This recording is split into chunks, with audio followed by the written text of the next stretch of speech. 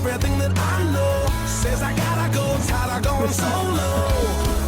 But I'm never gonna go there again.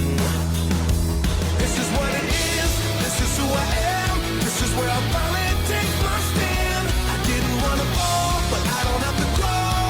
I'm not the one with two star hands, giving him the best of everything that's left of the life inside this man. I've been born again.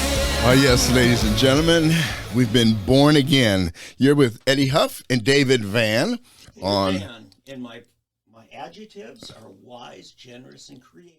And if you use any other adjectives, I'll be offended, you bigot. You mean such as... I better turn your mic on. People didn't get to hear all of those self-described adjectives. Those were more adjectives rather than adjectives. If others can pick their pronouns, I'll pick my adjectives. Yeah. Okay. What you missed was sleepy, lazy, and dopey is what he was saying. It was taken from the Seven Dwarfs. Oh my goodness. Oh yeah. This is Eddie and David, Yeah. and we have a special guest with us in studio today, Hi. Elena. Yes, I have an I said adjective. it right. Even you have an adjective. I have an adjective wish in you had. sign language. My name is Happy E, so it's happy. Okay, there you go. Yes. Happy E. There we go. Happy. Okay, Yeah. very good. What about you, Eddie? Huh?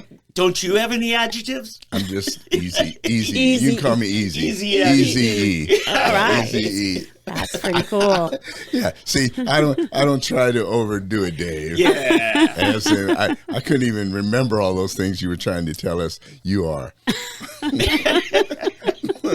With your Flemish background. That's Oh right. boy. Flaming Flemish. goes. Yeah, see, you get me started going, I'll go in the wrong direction. Yeah, see, now, this is black privilege. Because he can talk about my nationality with disdain, but I can't talk about his. That's right. Oh, Don't you okay. forget it. Okay, so you guys pulling out your cards. Honky, Oh my Chuck. goodness. Fade, Save us, God. Patty boy. Yes. See, she knows what all that is. Yeah, that's what's so funny. White people don't even know what we're saying a lot of times. We can be saying all kinds of stuff, Mr. Chuck. They don't Chuck, know? Chuck? No, they don't know. Oh. You can call a white person Chuck, and he wouldn't even know. Would have no idea. Oh my If I said to you, "Hey, Chuck," I don't know. you wouldn't know. And you say, "No, my name's David." Yeah. Well, actually, I didn't know that one. So You didn't there know go. that? No, You I didn't even that know. one. See, I grew up in rural Minnesota, been- not L.A. Right, you've been. But he spent some time in L.A. Oh, yeah. Went to Did seminary you? there. That's And that's where you learned Chuck? no. No. Seminary of all places. Chuck is universal in the black community. Oh, I missed or one. African American, if you will. Yes. So you didn't know Chuck? I did not You know didn't? that one. It's at just all. short for Mr. Charlie. Oh, that's what that is. I know That's what Mr. Chuck Charlie. is. Yeah. Oh, well, maybe it's a Southern black thing. I learned No, it. what's I a learned Mr. Charlie? I don't know that either. Oh, Stop laughing at me, Eddie. okay. it. Oh, see now, now she knew that one. oh, this is a good one. A good We got start. to be careful. A wonderful start. There we go. Hey, Yes. but let's do this because Elena, I'm sure, does not have all day to just Yeah. mess around with her. Yep. But okay, should we start with education in Tulsa, or should we start with How about Beelzebub's you speech introduce last her night? credentials? Oh, okay. Shall we? Okay. Elena is one of the newest members of the Tulsa Public School Board. Yes. Yes. Elena, but I would rather allow you to tell us a little bit about yourselves. In fact, if you want to face the Okay. camera there a little bit and explain, and if you would pull the mic a little in that direction, so Okay. people. There you go. Tell us about yourself. You're from Los By the Angeles. way, Dave, we're both left-handed, so Yes. this is going to be interesting. Oh, three of us. Come on. Come on. Left- Here we yeah, go. me too. Here we go. Here we go. Trifecta. Trifecta. That's right. So we're creative people We're in our right mind. in our right mind. Yes. for It must sure. be a really good show today. Then. Yes. All right. I'm Elena Ashley, and I am the newest member, 4 months in this Tulsa Public Schools, and I'm looking in the wrong direction. Hi, guys.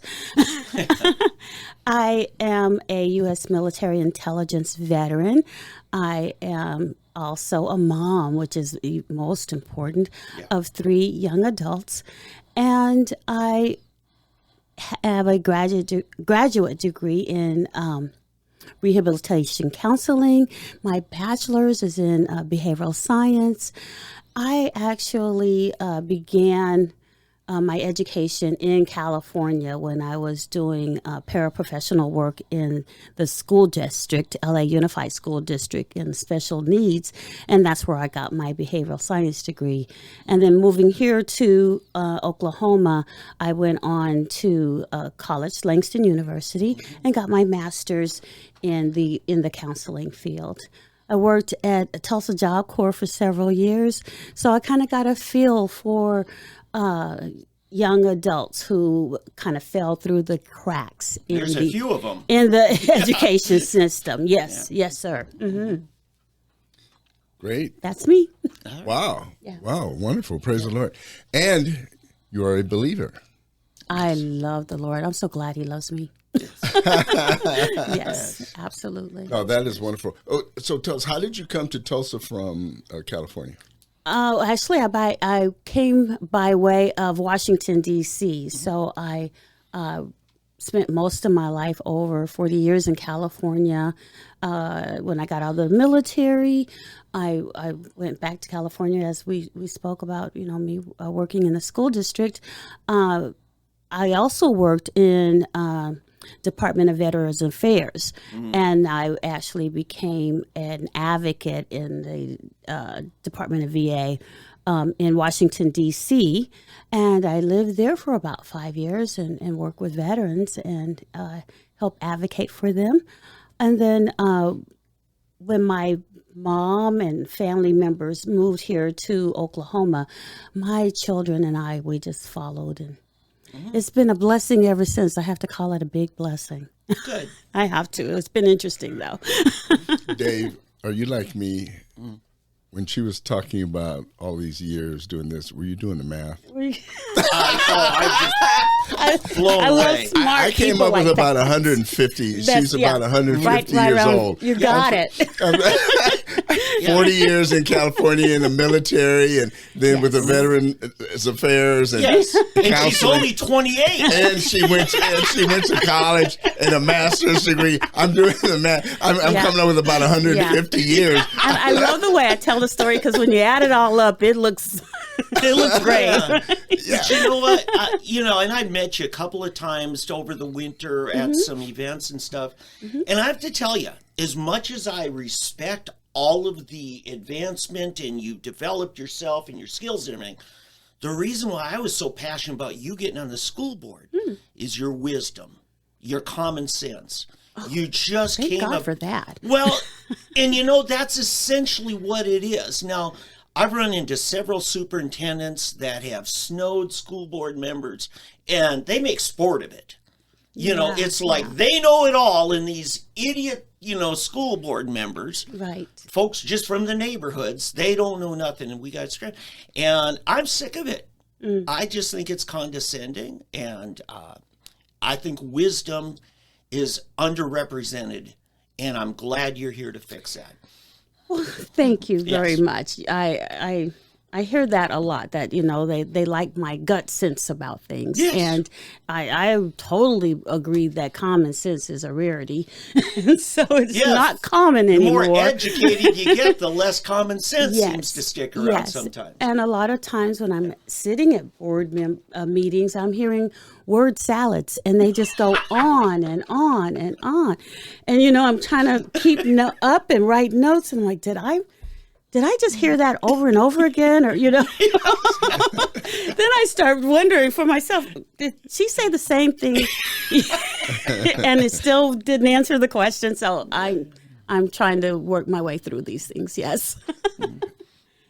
Elena, the question I have is, how were you able to get on the school board? Because I understand it's not a very easy thing, particularly for someone with more of a conservative mindset. And now, particularly an African American conservative, that seems to be like the most endangered species in America today is the black conservative. But You're conservative. well, I know, but I'm not on the school board either. It would be very hard for me to get on. So Yeah, I think there's more of us than Oh would no! imagine No! I now. agree. I Yes. believe. In fact, I have to tell you. Do you know Evelyn's? Have you Yes, ever eaten yes, at yes. Evelyn's? Oh, Yeah, yes. it's a great Mhm. place. Yummy. Yeah, very good. And Charla, she's a conservative. She's a good friend. She has been for years. But I was eating there one day, and this was. It's been a long time ago now, probably 15 years ago. Anyway, so I was eating with this guy, and he found out I was conservative, and he says, "Oh, you're a Republican?" And so he goes like this. He's looking around. He says, "Well, you know." They start whispering. don't Yeah, they? he said, "I voted for Bush." And he said, "Frankly, Al Gore scared the hell out of me." And he was looking around like someone was going to shoot him if he admitted that he had voted for Bush over Gore. But he said, and so I agree with you. The black community, this was after the hanging Chad thing. They were thinking, black people couldn't have voted for Bush. I guarantee you, black people voted for Bush. Yes. They were afraid of Gore too. They knew. Black people are not as stupid as the Democrats make. No, seriously. The Democrats try to make it out. I mean, just think of how insulting it is that black people can't get a voter ID card. I mean, you mean they don't know how to drive? they don't know how to get welfare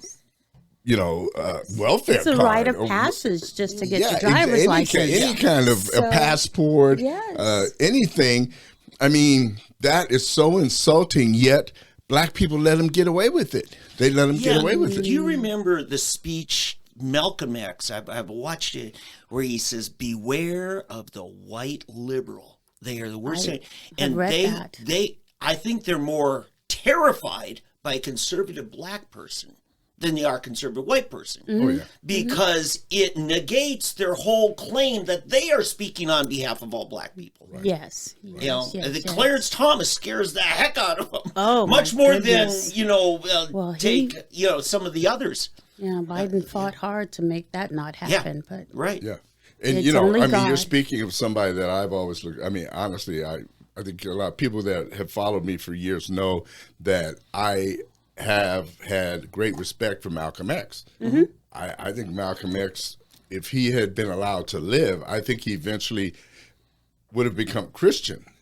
Because I think so too. he was seeking He the was truth. really looking for He had truth. come from the black Muslims to traditional Islam, and he was gravitating. In fact, he made a statement in his biography that the only problem with Christianity is that the followers have not lived up to the teachings of Christ. Wow. That's in his and book. that's a powerful statement. That's a yes. statement. That's the only negative thing about Christianity. Everything else he thought was the way to be, but he said it was the followers that made Christianity a problem. Yeah. And so, anyway, well, listen, we've gone way up. So, you're a member of the Tulsa School Board. I do remember the Tulsa School Board, yes. No, you're a member. Oh, I am a member. Is that what you said? It's Friday. Well, when you're 150 years old, Yeah. you might have a memory problem. No. Very true. That 150 hits you. but no. But as a member of the school board, in the 4 months, what do you find is the biggest problem that you've run into that you see in education in the city of Tulsa? That is a huge question. Well, okay. Well, I know there's a long list. Okay. Give us the top 8. Yeah, let's say one or two of the major things that you see. Well, right now, let me just say what I am actually focusing on, because when I ran the campaign, I thought kids need to read, parents need to have access to their children, you know, and we need to have the foundational understanding of, you know, how to be educated, reading, writing, math, STEM, those things. And I thought, you know, it would be common sense to know that our kids need to read. We could all agree. And the constituents I knocked on hundreds of doors. And, you know, the support group that I had, you know, we all had the same greetings at the door that, yes, we want our kids to read, you know, even, you know, in my area, my district is very diverse. So we have Hmong and, of course, Hispanics and blacks and whites and everybody, all the parents are saying the same thing, you know, we want our children to have the best education possible. And when I got on the board, I realized that the battle wasn't initially, you know, just the academics. We got to get this funding together. If the money is bottlenecked and all at the top, then we can't have teachers, we can't have support staff, and no one is interested in teaching the kids if we don't have the appropriate staff and funding for our teachers and for our educators. So especially doing all of our encumbrances, this $700 million budget, I'm thinking, what the heck? I mean, our budget is as big as the city of Tulsa, you know, just a couple $100 million off, you know? Yeah. And why isn't the money getting to the teachers? And so lately, that's been my question. Where's the money? Where's the money? You know, follow the money. Show me the money. And just some statistics to back that up. When I was talking to the folks at Epic, they're proud that 80% of the funds Epic gets to the classroom instruction. Yes. They said that nationally, about 61% of public education gets in. They said in Oklahoma, only 55%. Oh. And in Tulsa, maybe less than. It is because, and this is the great think tank, 1889 Institute over in Oklahoma City, Byron Schlomack and his people. They looked at it. And you know how everybody's all for consolidating school districts and stuff. The problem is, if you're over 10,000 students, it actually costs more, an average of $1,000 per student. More goes into administrative costs once you're over 10,000. So I've been a big advocate for breaking up the Tulsa school district. You know, because if you take every two high schools and their feeder, junior and elementary, and make a school district out of that, then we've got a whole bunch more Elenas. Well, exactly. I met many school board members and districts, and their districts are like 650 people, the whole district. Yeah. You know, and they know where the money is, and they know how it's good, you know, and they have more of a handle on things. So whether it's big or small, one of the things that we were able to accomplish as a citizenry, we've been asking for a forensic audit for years. You know, just years, and so we were able to accomplish that when just recently when they found that itty bitty, you know, $20,000 irregularity. I go, oh, yay! Yay! Why did you say yay? A chink yay? in the system. Why? Because it gave you opportunity. It gave me that opportunity to present that letter to our dear sweet governor at this point. Yes. To Governor Stitt. And I was actually working together with Janetti Marshall, who had been asking. So we both signed this letter. We got it to him, and he was, you know, in our corner. Now, Janetti Marshall, she's the other African American. She school board is, member. yeah. So we have these two black ladies using our black card, right? You corrupted Janetti. Well, she, you know, and she'd been asking for this. She knows. I always tell people she knows where the bodies are buried. But that's probably not the appropriate way to say that. Figuratively, But she's been, around and understanding So the system. she's pretty straight. She's good. She's really She loves trying to her help. She loves those students. See, that's all we ask for. We want people. See, this is what I don't understand. And, I let me just say this because I'm getting goosebumps to hear that because that's all we ask for people that truly have the children at heart. That's the plan. The problem with so many of these other school board members and administrators is they have the administration and the teachers more in mind than they do the kids. And that's the problem. The teachers need more money. The teachers need more time off. The teachers need. We're always hearing the teachers. Forget the teachers. Think about the kids. No. And then- We love the teachers. Well, no. I mean, no. I didn't say that, guys. I know. That was Please, forgive her. Eddie Huff, No, yeah, not listen. Elena. No, I'm saying for now, I'm going to say forget the teachers, focus on the kids, and then that will take care of the teachers because once the kids start learning, it makes the teacher's job easier. Yeah. Well, And they then can't start learning. They're going to get after you. They can't start learning without these. We got to teach these. Yeah. Treat the teachers with kid gloves. But then we have to be very, very, parents need to be in their face. They need to be very, very present. Well, wait a minute. Is it kid gloves or is it in their face? Both. You got to you and I have both.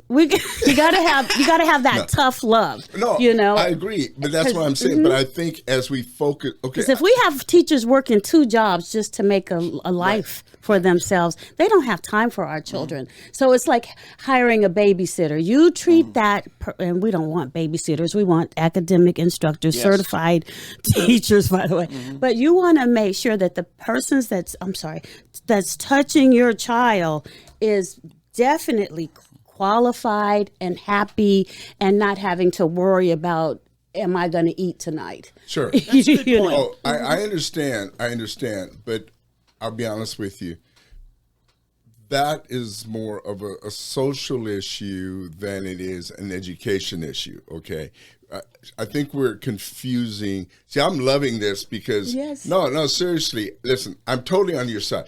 I don't hate teachers. I want people to understand that. I don't hate teachers. I'm not trying to go against them. We got them. We'll fix it. Yeah, I have the experience of raising my kids. I had 4 kids. All 4 started their education in Europe. Okay. Yeah. 2 of them started in Holland, and then they ended up in Germany. And they went through my daughter went through the 8th grade in Germany, or through the 7th, and my son through the 6th grade in Germany. And might I ask, how many languages do they speak? Well, they speak. My daughter speaks 3. My son speaks 2. Isn't that beautiful? America should be doing that. We Yeah. should be. We inviting everyone in America. Right, We need to but be it's speaking not that languages. simple. The reason they speak those languages is because they lived. They spoke English at home. Right. And by the way, I don't like bilingual education because there was no bilingual education. They stuck him in the German class and they learned German. And they learned German. I love And it. they stuck him in a Dutch class. And in the playground recess, they just went out there and they had to speak German. It's called immersion. Immersion. Yes. Yeah, And that's what Hispanics require. They said, don't teach our kids English. Don't have separate classes for them. Just put them in there; they'll get it. And that's what, as children are moldable, and that's how we should be preparing them for all of these foreigners that we have that are immersing into our refugees, culture. exactly. But so what I was going to say though, and I talked about this I think a week or 2 ago. My daughter, I think, she was in the 4th grade. She was progressing along, and I went to visit her teacher, and I said, "How's she doing?" "Oh, she's doing wonderful. She's doing great." I said, "Good, because I need her to be prepared when we go to America to go to university." And then she said, "Oh, she's not doing that well." I said, "Well, wait a minute. A second ago, she was doing great. Now you're telling me she's not doing well enough to go to university." "Oh, no, your daughter is not university material." She was 9 years old. Right. That's I said, "What?" I said, that's not your job to determine That's their culture, what kind of though. material she is. It's your job to teach her and prepare. And it was like I had smacked this teacher and woken her up. The rest of the year, my daughter was her focus. Yes. And Yes. long story short, my daughter ended up at Pepperdine with a 3.9 GPA by the time she got out. So it's all about the teacher's attitude towards the student. Absolutely. And it wasn't anything about money. Those German teachers, I guarantee you, are not making any more or as much. And you probably, I think you go to Victory Christian School is where my daughter went to school for the first 9 years, or no, 10 years. And those teachers there don't make as much as they do in the public schools. So it can't be all about money. There's got to be something else that is the You're right. secret You're right. ingredient. And that is that being appreciated and valued as an instructor. And parental support, I think, is And that in their face, right? Yeah. right. Can I, before we go on to another, I want to add on to that. A good friend, a customer of mine in my business, and a lifelong teacher at Washington, at Booker T.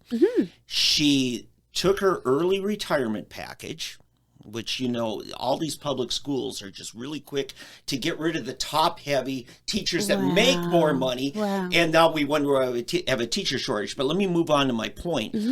She retired and then took a job at Hall & Hall.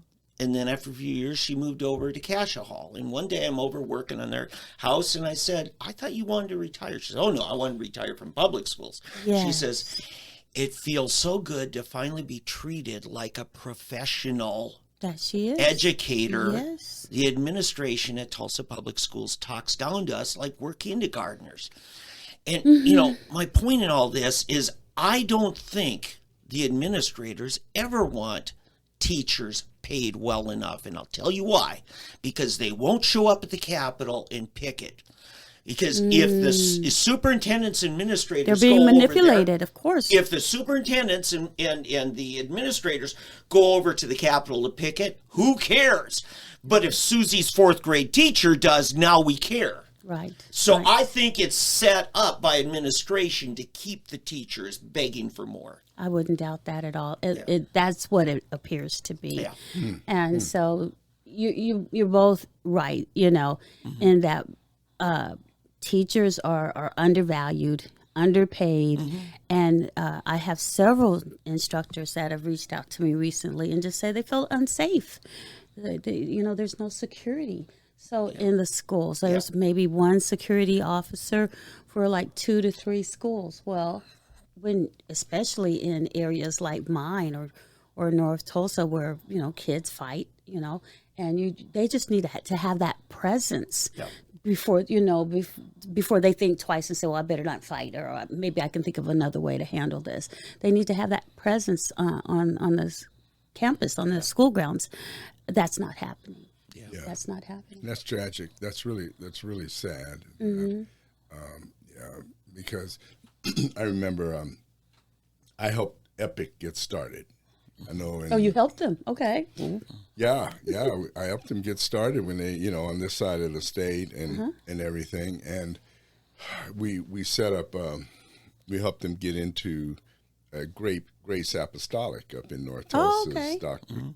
Tyler's church up there. I don't know if he's still pastoring or not, but up there. But anyway, we set it up, and it was incredible. So I remember when they started the classrooms, this was actually where the kids could come together and study there. Yeah, what they now call blended learning at Epic. Right. Yeah. I like that model as well. So the kids were there, and we found out there were about 2,000 children every day roaming the streets of North Tulsa, basically truant, not going to school. So Pastor Tyler said, just give us as many of those as you can. So we went to the superintendent of Tulsa Public Schools at that time. It's the old one. He ended up in Claremore. Ballinger? No, Ballard. Ballard. Ballard. Yeah, Ballard. Yeah. And so he said, yeah. And so, but instead he said, yeah, we can do that. instead, what he did, he went to the Secretary of Education and reported it and told him to shut it down. Yeah. This was in April. Yep. Yeah. And so, but when those kids, I went to visit in September, and these kids were a mess. I mean, they didn't understand anything. They didn't know. I mean, it was just tough watching them. They were there like this at these computers with each other, and they were just, and they had a teacher there. I went back in April. That's spring after that. And these kids, there were a group of them, and they were talking, and they were working these problems on it. And I went to the older ones, and I went to one, and I said, "Let's go for a walk." And the kid was happy. I said, "How do you like it?" "Oh, I love it." I said, "Oh, really?"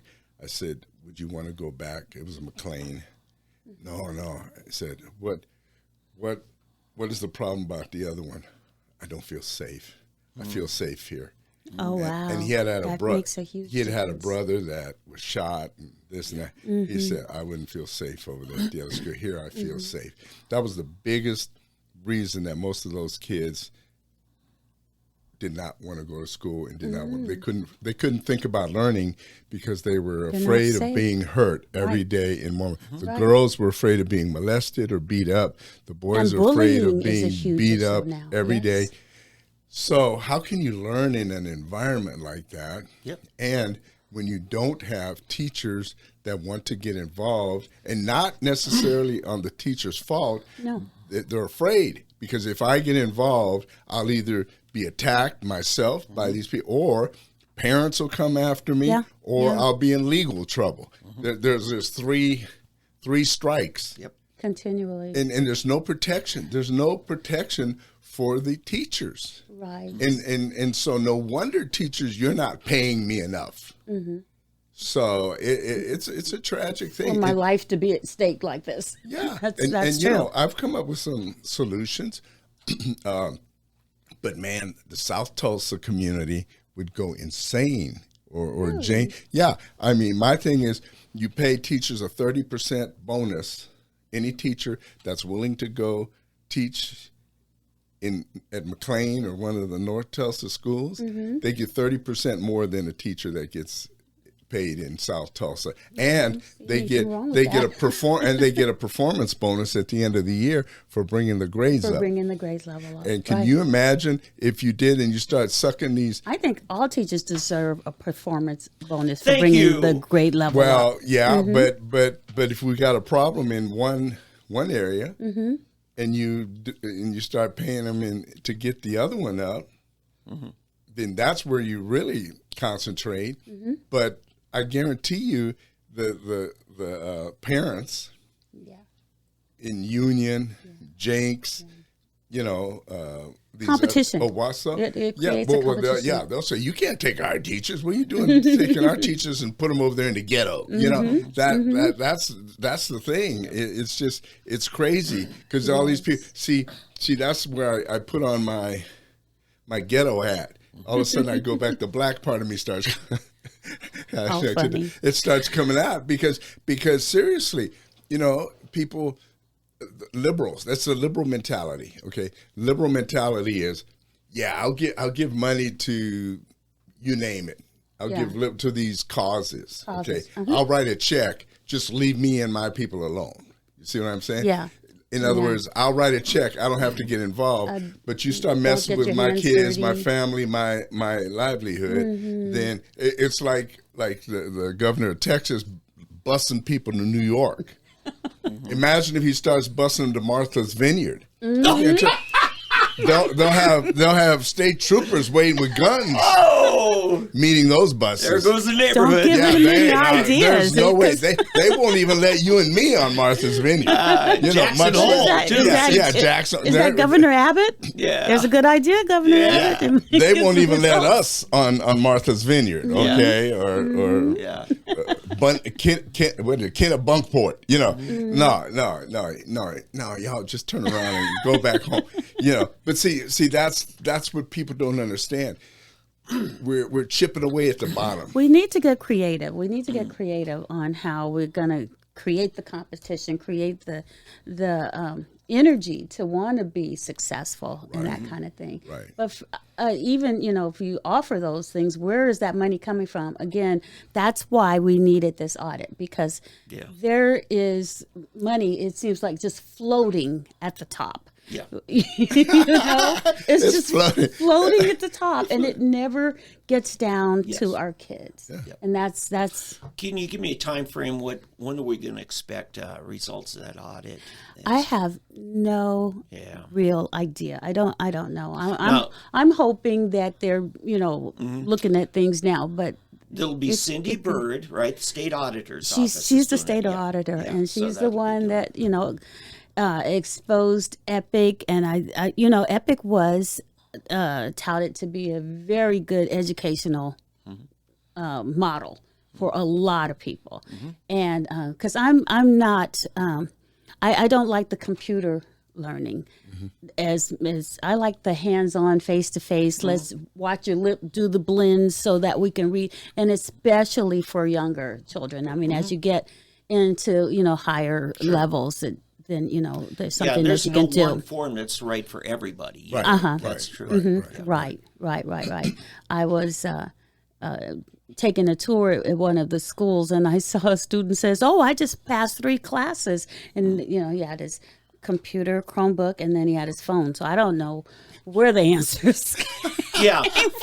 Now, I'm just standing there going, "Okay." you talked about merit pay. One of the things Epic does well is they tie that teacher's pay to how many of those kids advance to the next grade academically, and it's about 1/3 of their income for a teacher. Oh. Yeah, they they get their base pay of like 40 some year, but standard base pay. David Cheney, one of the co-founders, him and Ben Harris both told me this, is that their average teacher package 4 years ago, this is the numbers, was $65,000 was their average. And he Wow. said 2 of their special needs teachers were making $102,000 because the Oh, special man. needs kids, they They gave you $1,500 stipend, or it's a bonus per kid that advances, and each teacher's given a load of about they tutor about 30 to 35 students. Yes. And that means they're always on call. They may have to go to their house, usually on the phone or computer. But anyway, when you tie that teacher's pay to the progress. to the student's progress, Oh yeah. bingo. You've hit the And nail on so the whether head. you do that in Epic or whether you do that in traditional classroom, I think it's essential that we do it. I agree. Yeah. I think that is absolutely what we need to see, because at this point, with no one really concerned about the children, and it just looks like I see them being treated as cash cows. Oh yeah. And it makes you want to cry. It's just very, very hurtful. We've touched so many subjects, but today we were talking about Title IX and the bullying and in the school and that kind of thing. And one of the aspects of Title IX is if you're not speaking to a person in the pronoun that they want to be called, whether it's scientifically done or not. And thank goodness again for legislation in Oklahoma, because I understand that there was a law that just went to say that they have to be addressed and brought into the school under the birth certificate, Yeah. whatever they're born as, male or female.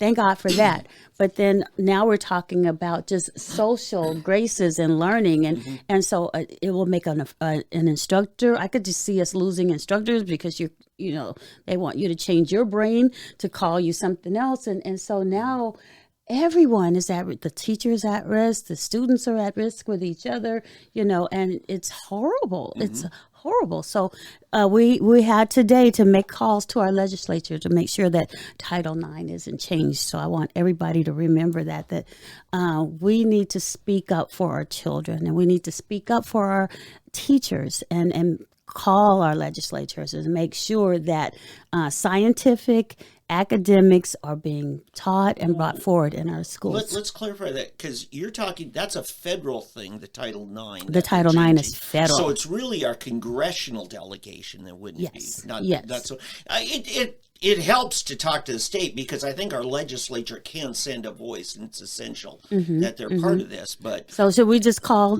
Joe himself? Is that what you're saying? well, no, I think calling our DC delegation Yes, yes. is essential. And then the other thing, and I'm going to follow up on this, is if the federal Department of Education is making this change, typically, if it's done right, there is a comment period for feedback, and we'll make sure, folks, that you Okay. get that information Yes. of how to Thank you. give feedback directly to that Department of Education. Yeah.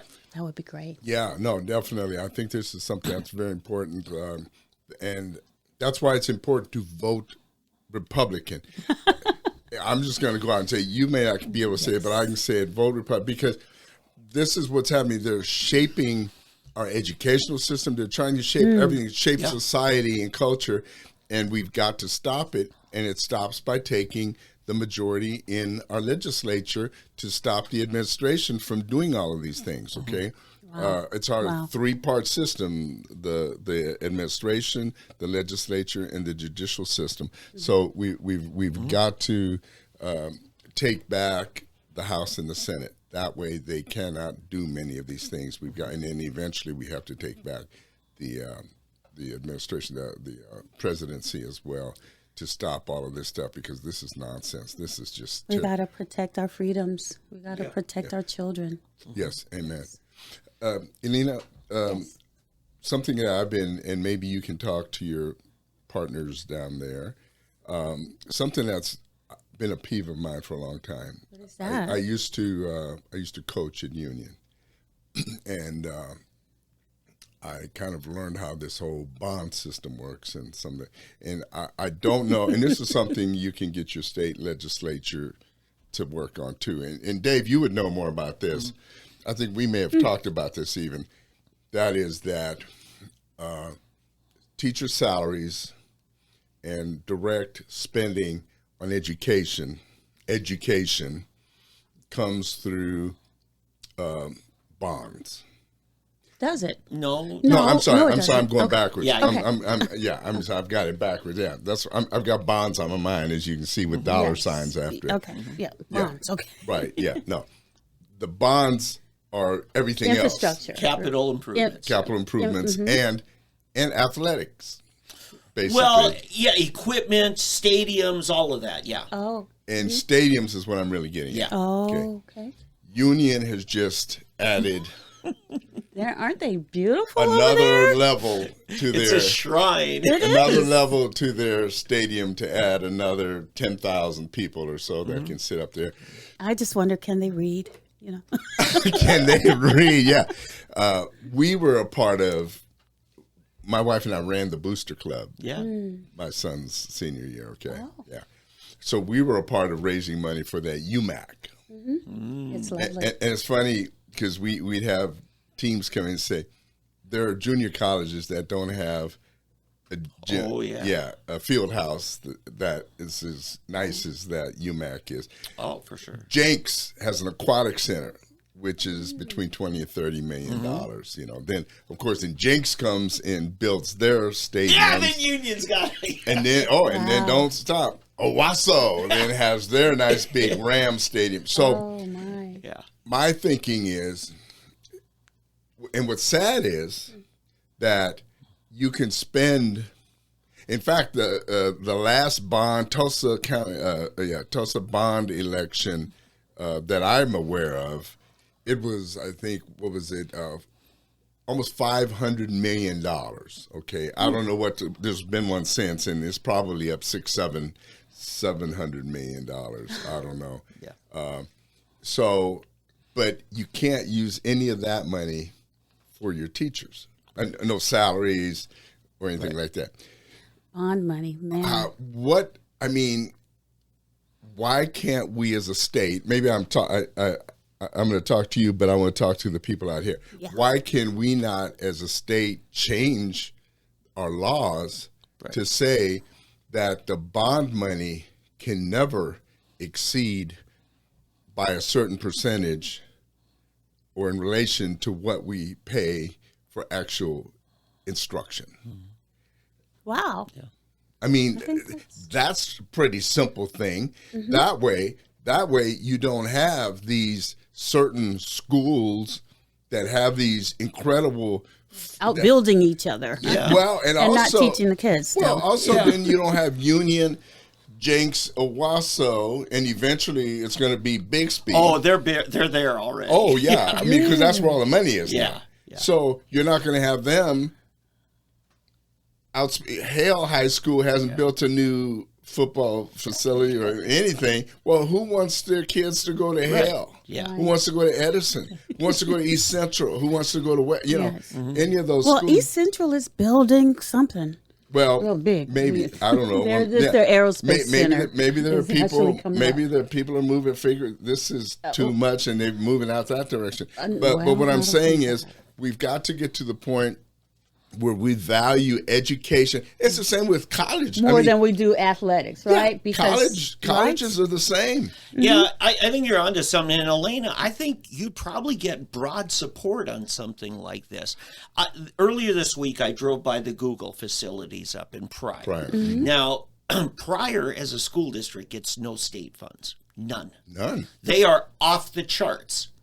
Because if you're getting county property tax base that's beyond a certain amount, you eventually, the sliding scale, you're off of it. There are, last count, there were 36 school districts getting no state funds. And they are getting federal funds. They are getting federal.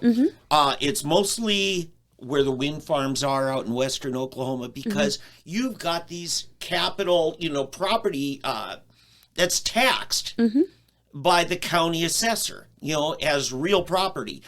And the problem, there's an inequity in that. Yeah. Because where the people are, they may be depending on the Googles or the power plant or whatever else, but it's not in their school district. It's wired in on, power lines.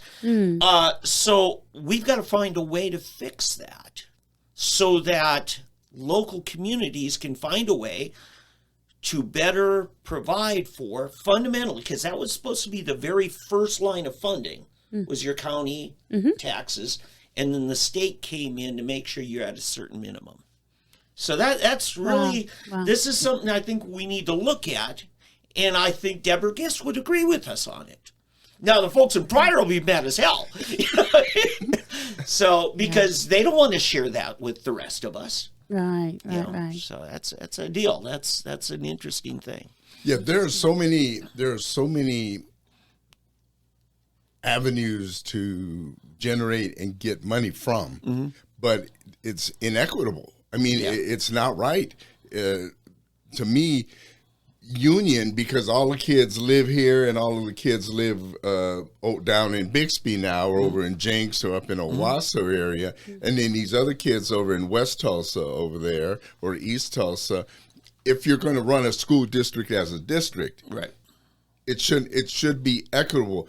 And see, somebody got smart a long time ago and they said, well, here's how we'll do it. We'll separate the other money, the side, we'll take the education money out of it and we'll do what do you call it? The infrastructure money. Yeah, infrastructure. And Capital improvements. we'll separate it. Yeah.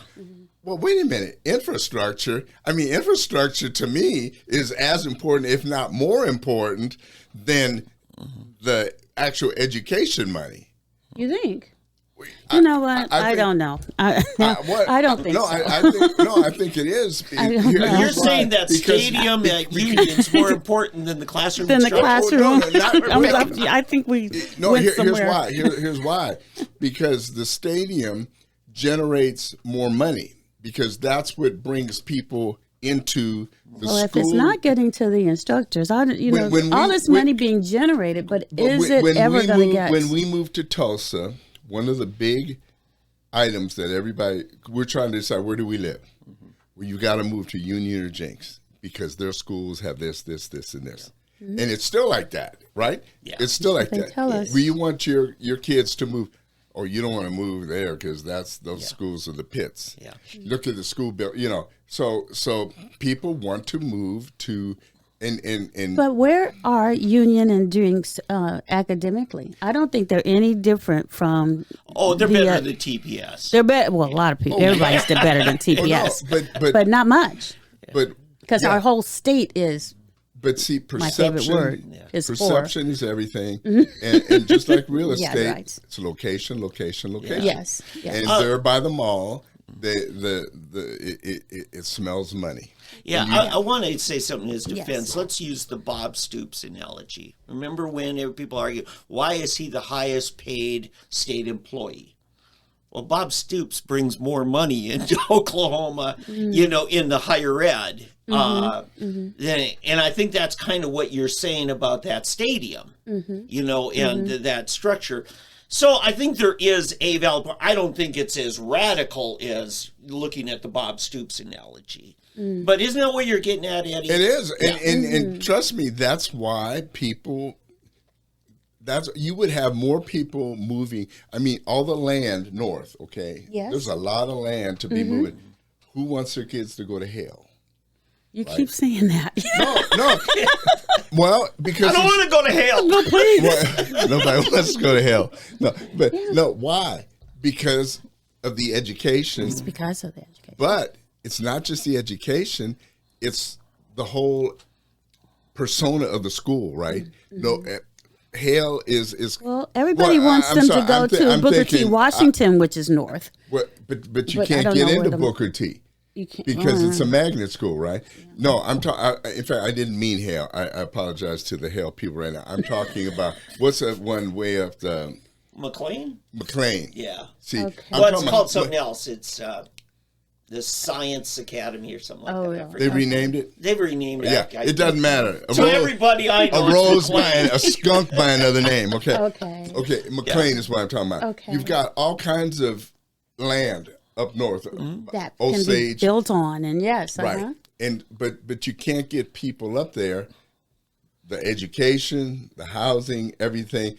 If money were pumped into that area, okay, and into the educational, and all of a sudden, if McLean all of a sudden started putting out the top students in Oklahoma, great students, if the facilities were really nice and taking care of great educators, it would change the whole It would change dynamic. the dynamics, yes. But I that's think what, that's where what we I'm getting at. I started. mean, that's all I'm saying. You've got to start focusing on things.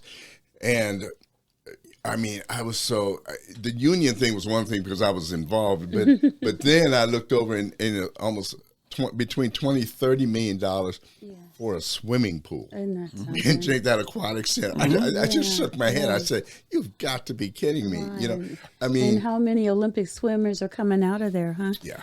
So that's kind of where we started. The conversation was, what is more important on the school board, on the TPS school board. And I thought it was going to be, academics. But it is follow the money at this point. It is finding out why this money is not reaching the students, why. And we had this whole bond issue that was a debacle, in my opinion, when, I kind of held it.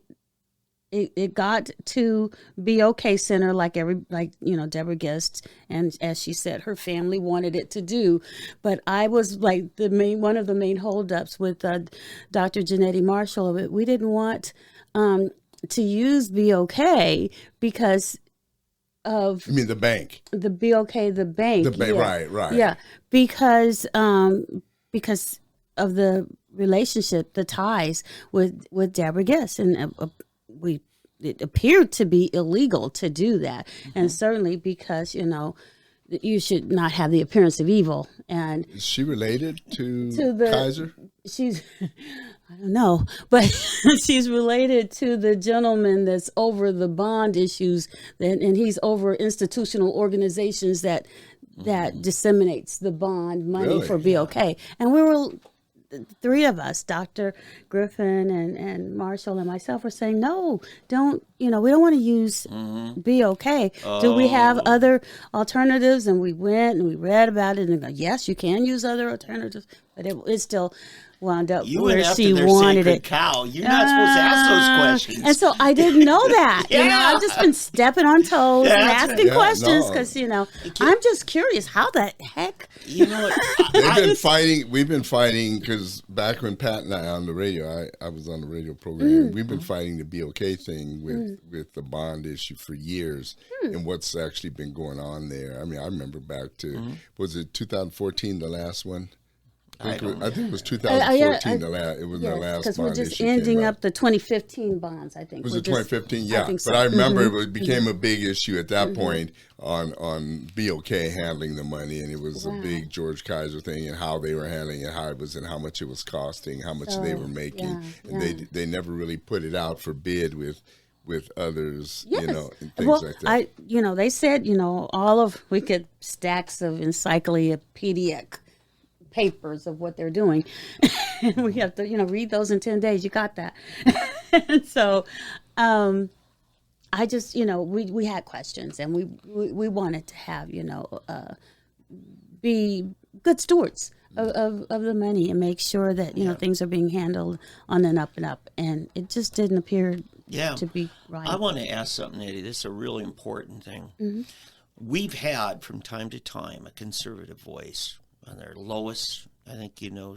I love Lois. Yes, but you know what? Yes. We couldn't keep her on there. No. They ran her out. Okay. They were. And this has happened from time to time. Yeah. You have so many people that you haven't met. Get ready. You are now at a place where you're going to walk into a grocery store and more people will know you than you'll know them, Interesting. Yes. And Well, let's all bind together, guys. People think they know you. But Yes. here's the thing. Your heart for education, good education, it just emanates from you. It just really does. Thank you. And Thank you. there's so many people who want to know, what can I do to help Elena? And I want you to give me some things and help you in your job, and then also help you keep your position.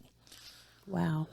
I tell you what has been happening recently is people actually have been showing up, and thank you very much, all of you who show up to school board meetings and That's a good point. be there. And I would love to see more parents, those quiet parents that, usually don't say anything. You don't have to say anything, but just show up and show your support for your children. No one knows that you care unless you show up. Okay, so you have weekly meetings? I have monthly meetings actually for my district. I call them the District 4 community meetings. Yes, that you put on. that I put But on. the school board itself. But the school board is usually every first and third Monday, Okay, so twice a month. twice a month at 6 p.m. Okay. at the Education Center. So what if we just, a bunch of us showed up and then maybe say, hey, afterwards we're going to all go out and go to Brook Restaurant for burgers afterwards. Let's make a party out of it, The Alina Caucus. that would be My wonderful. question is that a good thing for you, or is that a negative for you for all of these? And since I'm still learning, I don't know if it's a good or a negative, but I know that it would make me feel better that I have all of these people that are supportive. But my usually bottom line question in every school board meeting is, where are we academically? Yeah. Where are we academically? That's huge. Recently at my last is my district community meeting, I asked for cards to give to teachers for teachers appreciation, because it was like, apparently Deborah Guest was saying, it's like pulling teeth getting teachers to come back to the school district. Well, wonder why. So many different reasons. And I asked her why. Yep. And people were retiring, of course, but they were just fleeting like a mass exodus. And so for those that showed up, we got gift cards for them, and I would like to see those instructors that that want better for their students, or want to be want to be paid more, or figure out how we can get that bottleneck monies down to where we really need it to actually just show up. Donations are always important and helpful so that we can continue these meetings and paperwork and have information. Gotcha. One quick question: where is your district? I'm East Tulsa, so it's from 31st to Admiral, and then from like the 169 to the county line. Okay. So Okay, so that's kind of where Hale and East Central are, right? East Central it's is there, East and Central. Hale is East Okay. Central, and Hale is Oh, down yeah. the street, but Close, it's not. yeah. Yeah. Yeah, gotcha. Okay, so yeah. Because Hale is on the other side of 169. That's the one that you don't want anyone. Well, no, I misspoke, but I feel bad for Hale because too. Hale used to be a very prominent school in Tulsa. It was very. You know, Rick Corey was part of the state championship football team from Nathan, or was it Rogers Ropers? One or the other. That's another one, but Rogers and Hale, Rogers, that's not even a school anymore, is it? Yeah, they there's kind of made it a kind of a college preparatory kind of thing. Okay. They're kind of rebranding, just like McLean. They're trying to rebrand, you know. The other major issue, again, I keep harping on that, is security. I have teachers reach out to me weekly saying that we're not safe. The teachers aren't safe. See that? Yeah, that's not right. That's not right. See, Yeah. There was an instructor that I guess she was called the whistleblower. And gave her that title, and she was doxxed and picketed at her school. While she was trying to work for like 3 days. That was allowed. So those things. I mean, who would want to teach in that kind of no, exactly. atmosphere? That's the kind of type Yeah. of thing. I mean, yeah. If you can't provide security for your teachers, and or for your children, then those kids need to be thrown out. I mean, they need to just be. See ya, I would like to see, and I don't mean people that cause a ruckus at the school board meeting, but just thoughtful people who really care and concern, who like what you're doing, and can be just moral support there for you. And, the right kind of people who don't cause a problem at the school, but stay connected. Yeah, to stay connected. I would like to see, I don't know, why it is, but, parents are saying that they're not able to go to the principal and get to be in the school. We should be able to look at curriculums, open them up and say, oh, this is what you're teaching our kid. And we want to make sure that it is sound and academically and scientifically correct, or we can find you another curriculum. I think those are the things that parents should be able to walk in at any time. I mean, when I grew up, I never knew what I would expect. I never wanted anyone to call my mom. Don't call my mom. We all have moms like that. Oh no! It's okay. I'll get it worked out. I can figure this out. Yeah. But I knew, and she would always let me know, I'll go down there. Don't let me have to come down there. And that was a real threat just for her to say that, So I was like always on nice kid in school, believe me. The only time I ever got called to principal's office, I went in there and he was scared. He says, your mother just called me and she chewed me out. She found you downtown when you're supposed to be. Yes. And he said, I don't want to get a call from your mother again. That's funny when your mother rats you out to the principal instead of the other way around. Chewed him out. He said, I don't want to get another call from your mother. Instead of the other way around. Instead of Right, the principal, he said, I'm going to call your principal instead of I'm going to call your mother. So if children actually had that kind of respect for authority and teachers don't feel, like I said, valued, respected, or, feeling like they're the child rather, the children are in charge rather than the instructor. So they don't have the authority that they want to need to have. But I think in a sense, It's covering so much. isn't that a bigger problem than just Tulsa school? Independent School District? I mean, I It's think the parents. That's what I said. Right. We need parents to get Right. involved. right, and it's something that I don't even know if you as a school board can even do anything about that because that seems like it's almost a federal thing, But you said, what do I need for help? I need parents. I need parents to help me. Sure, yeah, oh yeah, Yes. no, Yes. Yeah, I taught at a private Christian school right out of college. It's in Minneapolis, inner city, and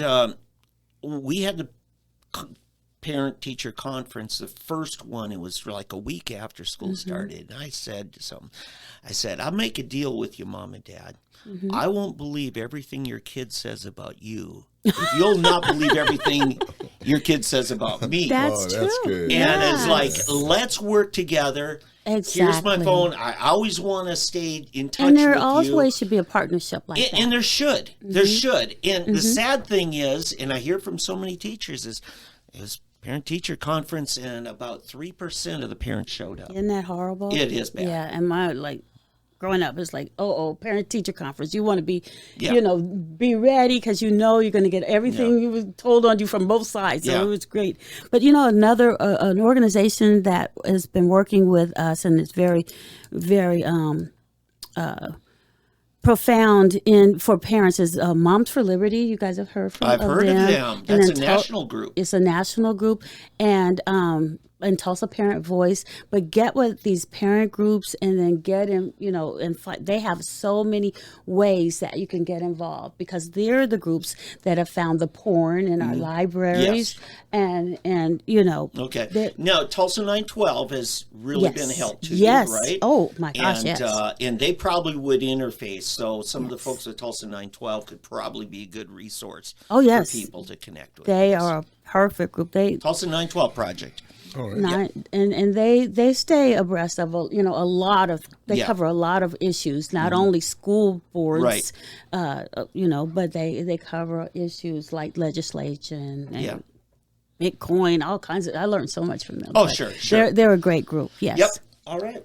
Well, Elena, man. Woo. You Have we didn't solved think you the had world's enough problems? for a 30-minute conversation. Elena Ashley, Yes, well, everybody. thank Elena you. Ashley. Hey, if people want to get a hold of you, how can they reach you? Well, my webpage, which I'm working on, guys, is elenaashley.com. elenaashley.com, and it's not with the apostrophe in it that time. So it's ELENA, then Ashley, ASHLEY. And then you're on Facebook?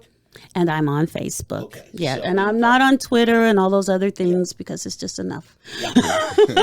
Well, the Facebook works for a lot of people. Well, my Facebook story is as soon as I got on the school board, I retweeted a meme. Have you guys heard of that? Well, I retweeted a meme that I don't know. It's a meme. So meme it means it's just not actually factual, right? Right. And it was one that what is his name? Oh goodness. The doctor that is in the Senate. What is it? Okay. Us? No, he's Oh, already. the one Rand Paul? that's in Rand the Paul, Senate. his Oh, yeah. wife. His In the wife tweeted a meme, and I go, that makes sense. So I retweeted this meme.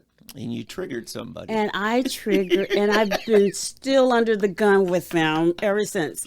And it's really a sad thing that China teaches math, India teaches science, and we're teaching that men can have babies. And I just said, Is that what it was? yeah, and I just said, how do we compete?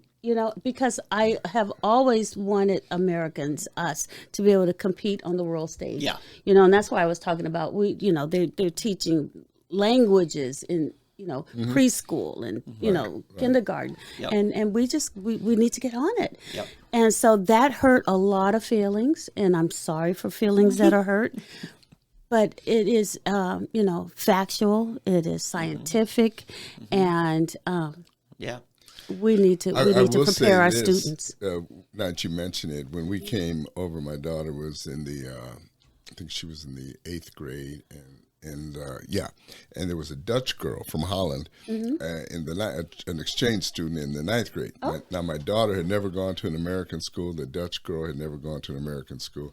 They come straight from Europe. Yes. And they came midterm even, I guess.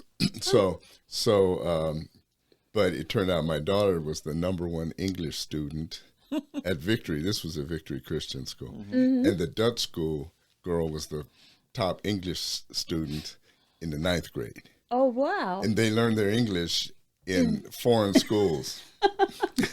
Which I still think that is the weirdest and funniest thing, that they learned English in a foreign country, learning it, because they still teach grammar. They do. And they just were the top, they had the top grade in both of those classes. So I always thought, so that's like you said, they do. They really teach it. And later, they do, in addition to their own language, they have to learn two foreign languages. Right. It's always two languages instead of one here.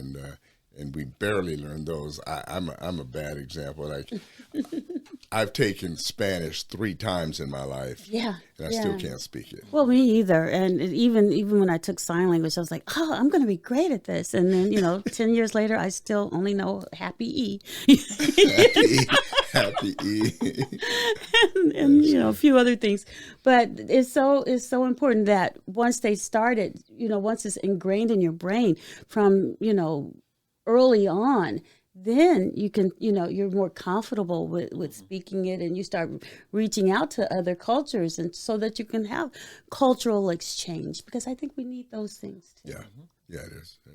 I thank you all for having me. Oh, yeah, we thank you so much. It's been really good. I mean, we could go on for an hour, but I think education, David, we'll just never stop if we go on. So we're going to hit this button and take a break. We're going to run up that hill. Oh.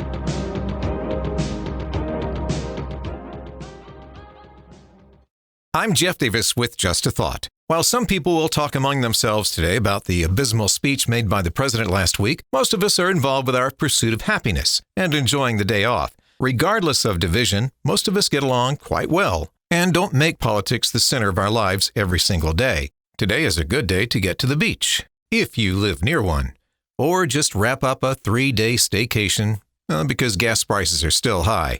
If you have an electric car and live in California, staying home might be a good choice since the power grid is straining with air conditioners under high temperatures. It's also probably a good idea to be adaptable and find good things in a world that seems to have many challenges. Today's a day that celebrates workers, a holiday that had its beginning with the labor movement in the late 1800s with an organization called the Knights of Labor. It became official in 1894. While the holiday had violence in its roots, today we celebrate much-deserved time off. Just a thought. I'm Jeff Davis.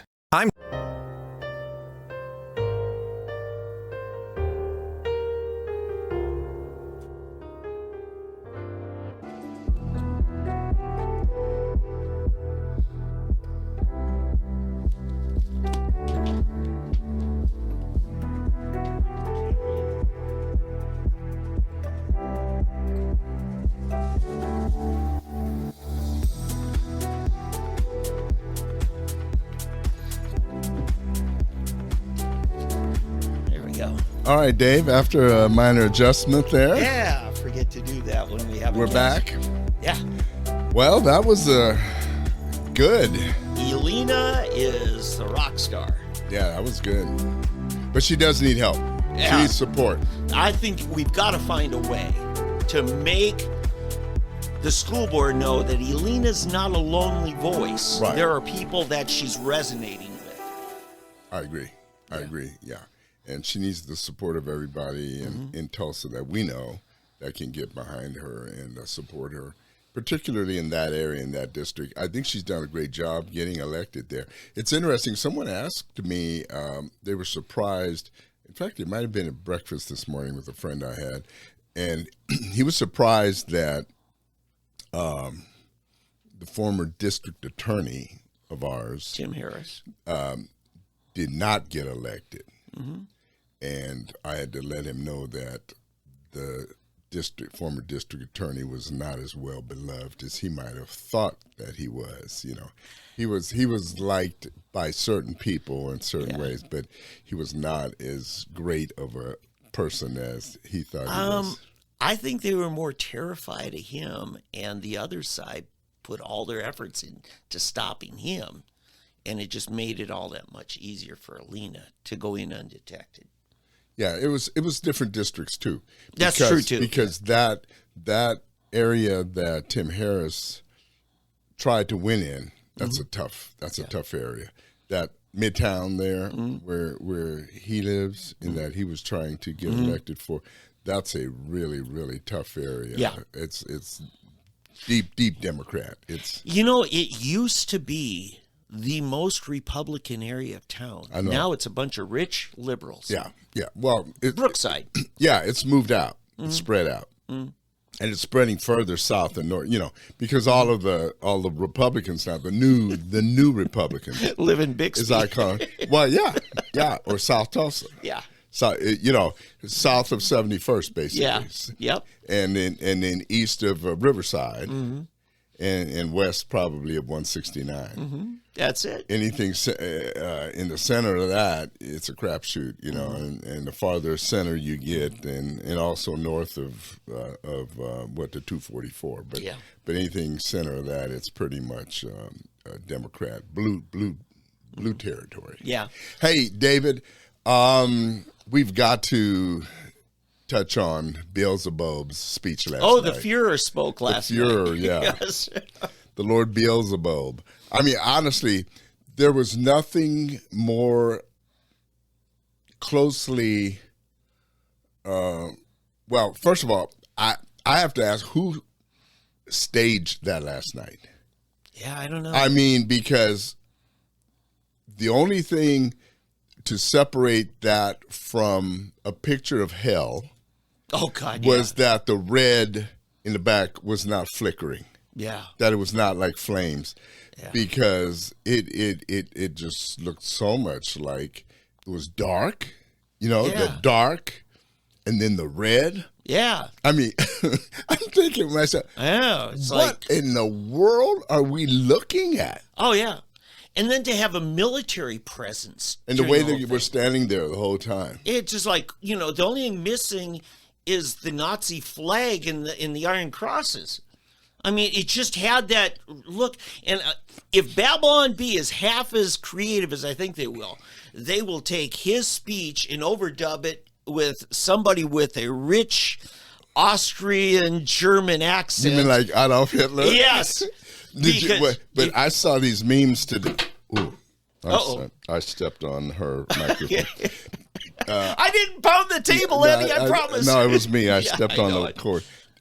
I saw a couple of memes today. One had the same layout of him speaking, but in the back, instead of the American flag, have you seen the symbol of the satanic symbol, that statue that they wanted to put up at the state capitol? Do you remember that thing? Oh, yeah. Is it the goat thing? Yeah, they had that behind him. Yeah. It was the same picture photo. It was him with that, and then the other one I saw was with him, and then it was like with a Nazi flag behind him, and then I saw others with the communist flags behind him. But I mean, you take a pick, all of them would fit. Yeah, all of them would fit. Particularly the communist flag. They had a whole thing of communist with the communist flags all hanging behind it.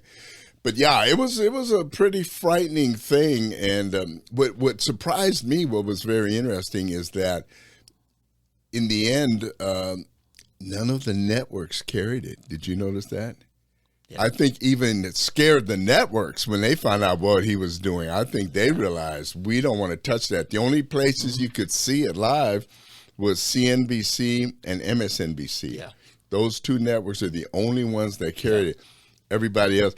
And I mean, this shows kind of how inept his people are. Mm-hmm.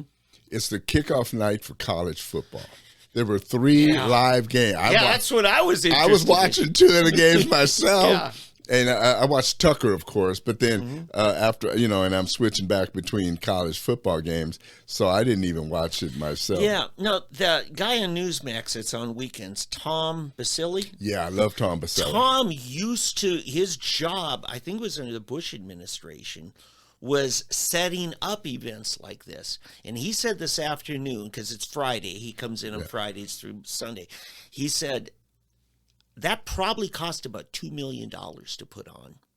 And he said, that's a campaign speech, but it's being paid for out of the taxpayers as a presidential event. Yeah. And, you know, and remember when General Milley apologized and said, I should have never went with Trump over to that Presbyterian church because that's too political. Right. And those two Marines soldiers, standing those Marines there. back there, yeah. You know, when is General Milley going to apologize for letting two Marines stand there? Yeah, well, for a hateful speech. Yeah, here's the problem. They keep pushing the envelope until someone says enough is enough. Yes. Have you heard a peep out of anyone? I mean, with any action. Mm-hmm. There's no action. No one has yet called them on anything they're doing. Yeah. Nothing. Yeah. That you know, have we talked about the moral government of God? This book by Gordon Olson. Yeah, he wrote a book called The Moral Government of God, and he basically made the statement that laws without consequences are just good suggestions. Yes. I've told you, you've heard that before. Yes, I've heard that line. Yeah. That's a great line. So that's basically what we've got right now. Mm-hmm. That with the Democrats, they're lawless. Yeah. They're the people of inequity. They're they're just the rulers of inequity. Yep. Iniquity, not inequity. That too, inequity, Yeah. but iniquity, that they follow laws without punishment. Yep. So they're just suggestions. Yep. And until it's a Republican. Yep. When it's a Republican, then all of a sudden they want to put teeth on it. But you take gun laws in New York City, okay? Gun laws or any other laws in New York City, they want to make more laws, a bunch of laws, but have no teeth to them. Yeah. So they want to put you in jail for more things or arrest you for more things, but they want to have low consequences. Whereas Republicans want to have huge consequences, but for specific things.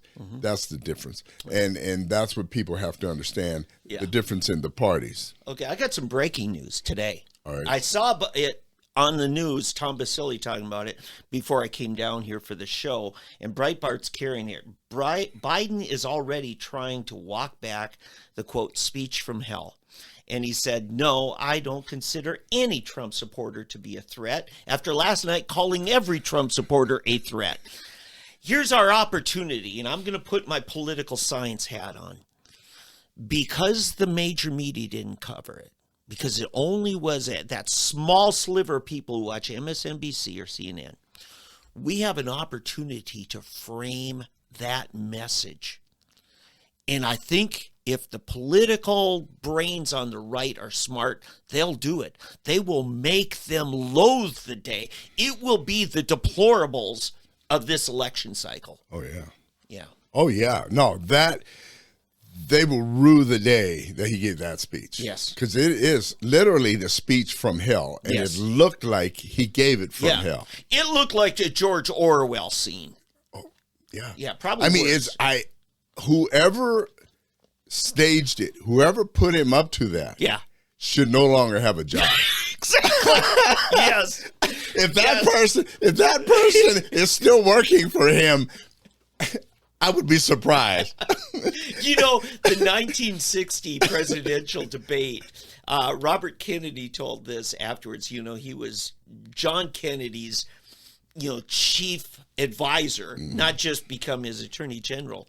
But one of the Nixon people asked before they went on air, do you think Nixon looks okay in these lights? And Robert says, he looks perfect. Robert. Yeah, it looks perfect for him. Yeah. Sweating, all the sweat. Yeah. And so he just said, Biden, that speech was perfect. That is right. Yeah. So anyway, that's an interesting thing. We try to plan this show, what we're going to talk about all week, and then last night gets dumped in our lap. Oh my goodness. Yeah. I mean, seriously, I can, and I'm watching Tucker, right? I'm watching Tucker for the beginning of it. And so we're looking at it, and Tucker's talking, and you've got this thing, you know, they're showing this, and I'm just. What? I'm seriously, I can't believe. we can lampoon the heck out of this thing. Oh. Especially you just run the video in the background, have somebody with a heavy German accent saying it. Listen, if I doubt Saturday Night Live will do it, Oh, no. but somebody has got to. Yeah. Babylon B. Somebody has Yeah. got to have him walking out Yeah. with horns, a pitchfork, and a tail, and flames going. Yeah. I mean, seriously, if you don't, you're missing the opportunity. Yeah. You're missing the opportunity of a lifetime, because that is the perfect set for him to be walking out with the horns and the tail with the point on the back of it and a pitchfork.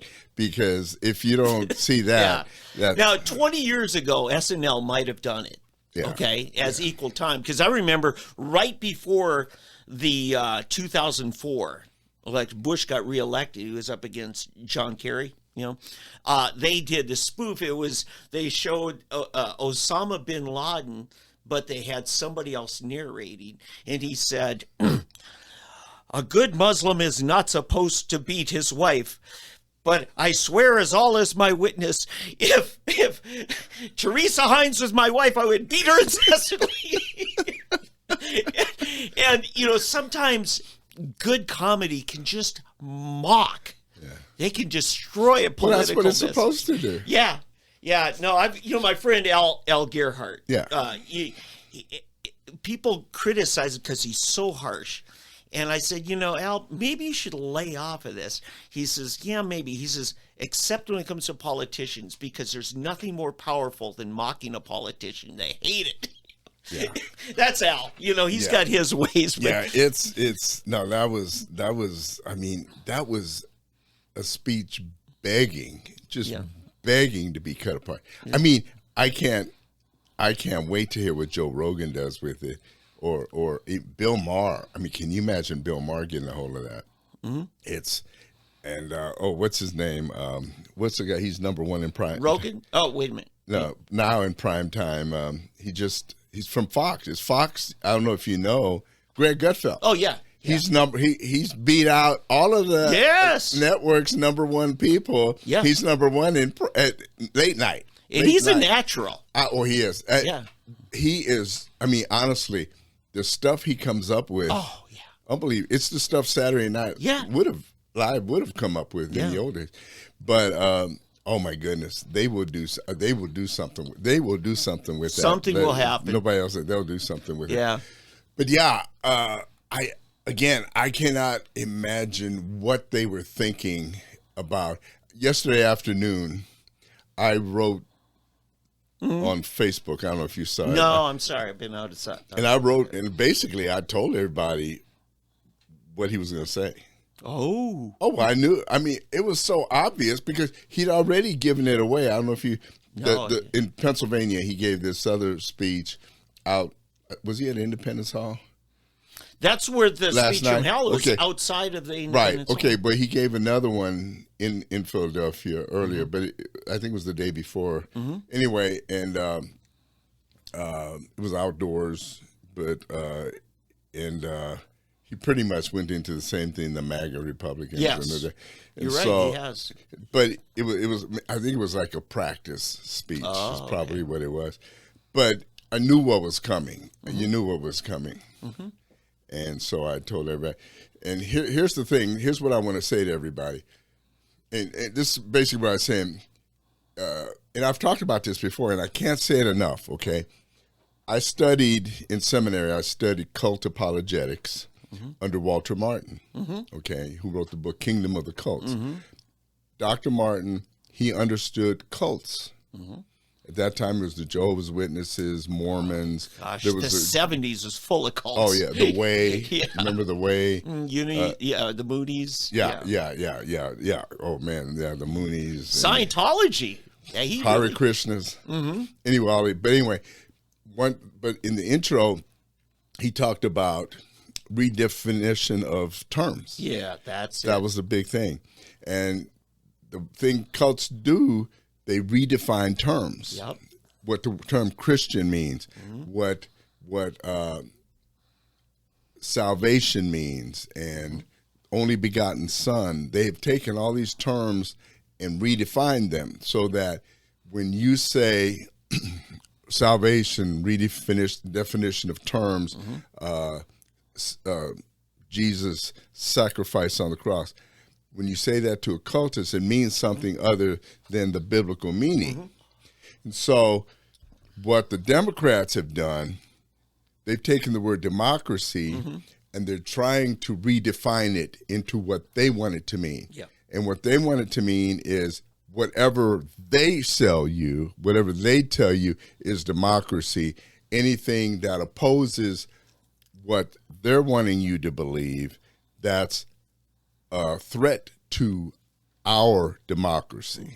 So in other words, they It's threat they to our represent regime. they represent democracy. Anything that they don't represent is a threat to our.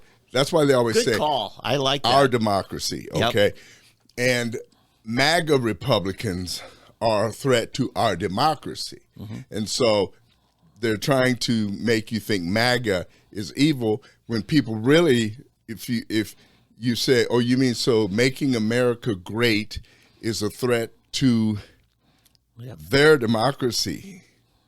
And so what I did when I wrote, so I said, every time you hear the word democracy, think not democracy, think demagoguery.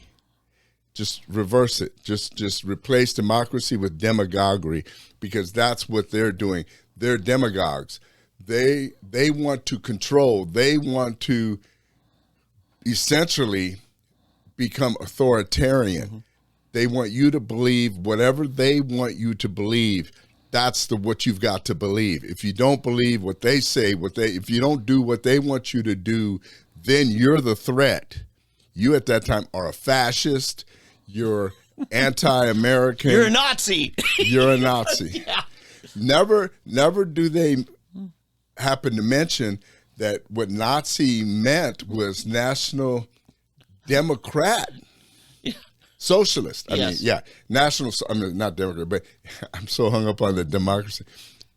Nazi actually is National Socialist. Yes. That's what Nazi is. Okay, Nationale Sozialistische Partei is what it was. In Germany, they had the National Socialist Party, and that's what it was. It was the Nazis. Okay. Later, it's morphed into the Social Democratic Party, is what the SPD is what it's called. And became the ruling party, right? Became the ruling party, right? You had, and actually, it split. You had the Christian Democrats, the Christian Democrats and the Social Democrats. Yeah. So you had these two, yeah. Yeah, they kind of went back and forth for decades, didn't they? Yeah. Yep. And so what they've tried to do is bring this to America, and the SPD, the Social Democrats, is what the squad basically, and Schumer and all them. That's what they're trying to bring upon us, and Schumer. They want us to all become social democrats. Yeah. But even the social democrats have moved farther to the left from even where the social democrats used to be. Oh yeah. And I know this is taking in fact longer than I wanted to, but I really think this is important for us to understand. And I'd like you to, if you have the time, take this and share it with whoever you can, because I think this is very important. So, what's happened with the Democratic Party, they are becoming socialist. They don't want you to know that, but basically their version of democracy is really socialism, but they wanted you to follow what they want you to believe, okay? Spoon feed you what they want you, and anybody that defies them is the enemy. They're all MAGA. Even though MAGA stands for something, it stands for Making America Great Again. That they don't even want you to remember that, okay? So remember the redefinition of terms, all right? Now, on this whole move to the socialism, I keep trying to bring this up to people. In the fall of the Berlin Wall in 1989, where did the communists go? Somebody tell me. what happened to them? I've talked about this, but were they raptured? I don't think so. Yeah. They did not just disappear into the wall, into the ground, into the air. The communists went somewhere, people. Yeah. There were millions and millions of East German communists. There were Romanian communists. There were Yugoslavian communists. There were Hungarian communists. There were Czechoslovakian communists. There were, believe it or not, there were even Belarusian communists. Yes. And what's the country that we're giving all the money to right now? Ukraine. Ukrainian communists. So what happened to all of these communists? Not to mention the Russians, the most and I evil of talked them to all. a Russian communist last winter. We were at a dinner party, and he was telling me how horrible. What's his name? Who just died? Gorbachev. Gorbachev.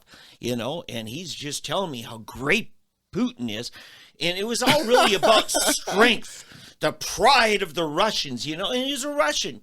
And he had been a communist member, and the thing was, he was a professor at the University of Moscow until Yeltsin took over, and it all fell apart. Then he ended up having to get a job as a cop.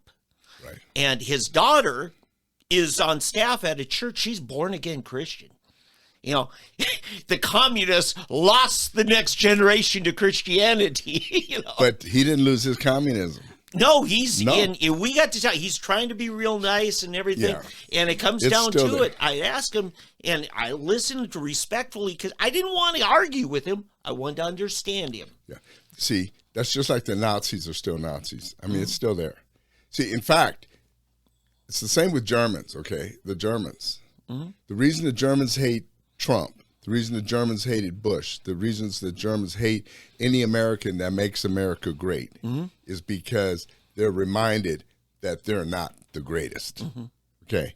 The Germans still think, their national anthem used to be Deutschland über alles.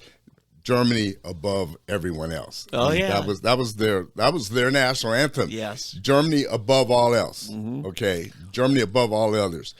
And they made them change the lyrics to that song. But deep down, the Nazis and the Germans, it's just in there. Stolz, the pride, the Deutscher Stolz, the pride.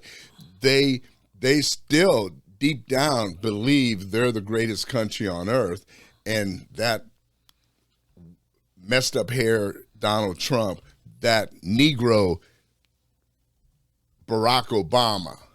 Okay. In fact, it's funny because everybody was so enamored with Barack Obama being loved around the world. The reason he was loved around the world is why?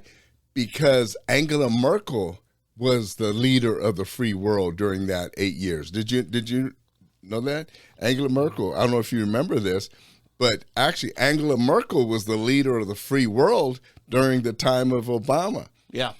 And Putin had no respect for Barack Obama. Right. He said, "Come on, boy, here, get behind me." And he, when he would walk, had no respect for Obama whatsoever. I do want to say something. Now, I'm not defending Germany in this, but I'm saying they were not alone in this in that time of Adolf Hitler's rise. The whole world was caught up in a form of nationalism, a racism. And Darwin's book, The Origin of Species, now remember the other title of that book, it says, or the preservation of favored races in the struggle for life. Right. And I remember There's a whole chapter on that right in here. My fellow Little Falls, I grew up in small town Little Falls. Charles Lindbergh grew up there.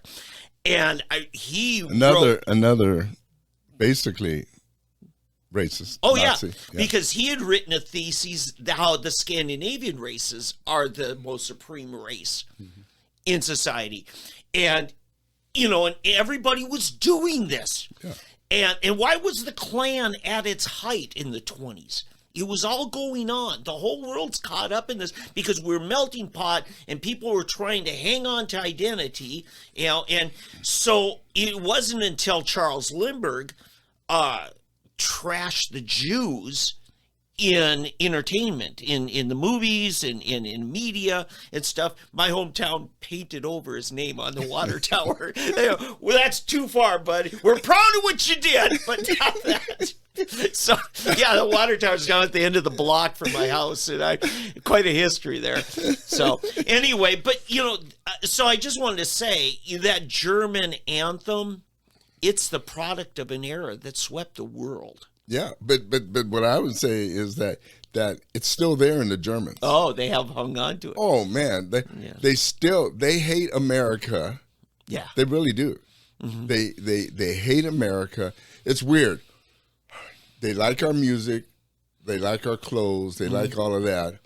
But deep down, there's a real bitterness and hatred still for America. Is there jealousy or? Yeah.